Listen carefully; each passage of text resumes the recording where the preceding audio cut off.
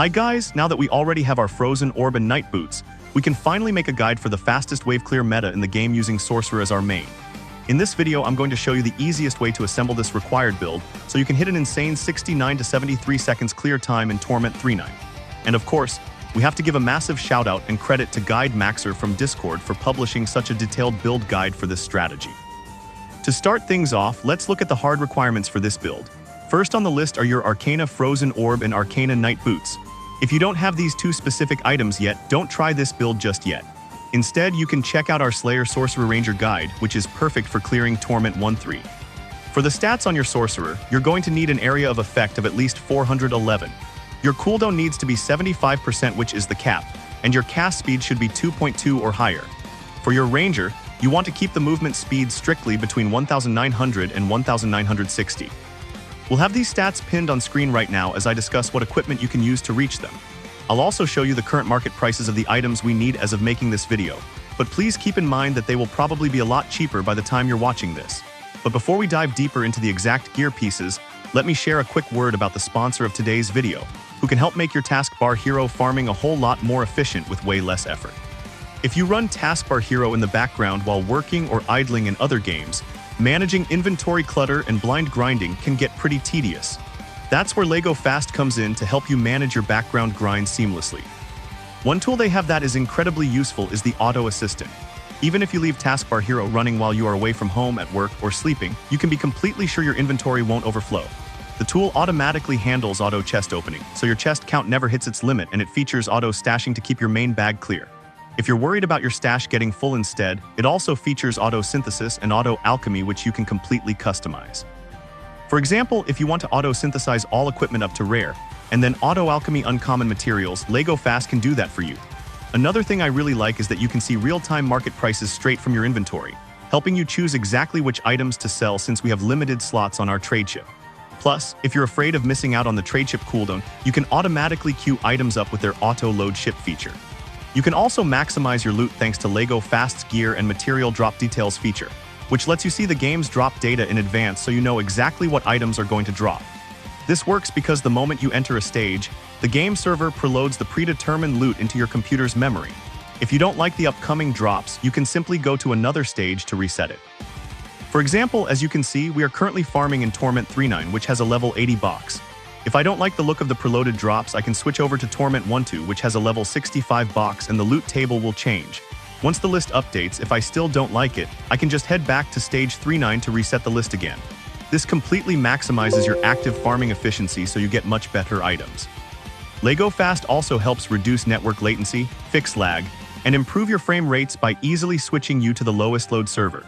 Performance-wise, the tool strictly simulates natural player actions and operates within safe trigger intervals synced with the game's natural flow. It doesn't modify data, generate items out of thin air, or alter official drop rates, making it completely safe from bans.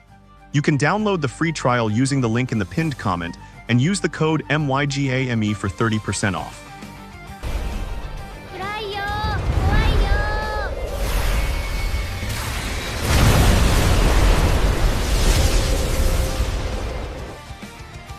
Welcome back, and now let's get straight into the equipment first, and then we'll break down the decorations and engravings you need for area of effect and cast speed right after. For our main weapon, I'm currently using the Beyond Tempest Staff, paired with the Arcana Frozen Orb for our sub-weapon. Going with a Beyond Staff is definitely more expensive, but that extra base damage and the additional engraving slot will help you to get the required stats more comfortably. If you don't have the budget for that, you can absolutely use a standard Arcana Tempest Staff instead, but you will need to slot in one Mystic Topaz decoration for that extra 80% lightning damage just to make sure you have enough power to one-shot the enemies.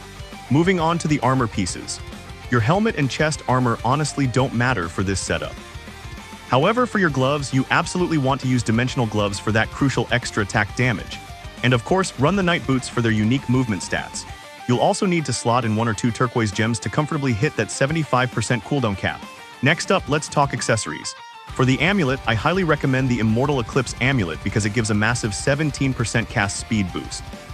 For the earrings, you can use either the Arcana Sapphire earring or the Tiger Eye earring to scale up your area of effect. For your ring, grab the Arcana Amethyst ring for even more cast speed.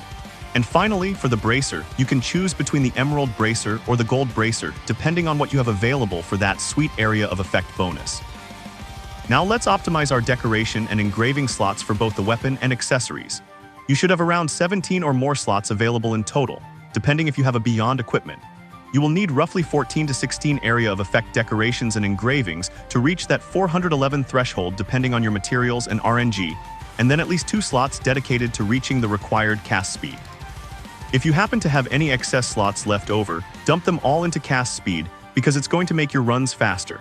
So first, apply area of effect engravings to your main weapon and subweapon using Demon Blood, as weapons do not have a dedicated cast speed engraving option. Next, let's fill up the rest of your area of effect stats using your accessory decoration slots. You'll want to use diamonds and astral diamonds here. If you aren't using Beyond gear, you will need to rely more heavily on astral diamonds to reach the required stats. After that, use Minotaur horns for your area of effect engravings on the accessories. That should easily cover about 14 slots. If you've done all this and you still haven't quite reached the 411% area of effect target, you can use a black pearl for your weapon decoration to bridge the gap. On the flip side, if your area of effect is already perfectly capped and you still have an open accessory slot left over, you can use a griffin beak engraving for some additional cast speed. For the remaining weapon decoration slots, use arcane crystals to pump up your cast speed as much as possible. Remember, the higher your cast speed, the faster your wave clear is going to be. To make this super easy to follow, here is a quick summary chart that you can screenshot and refer back to while you're setting everything up.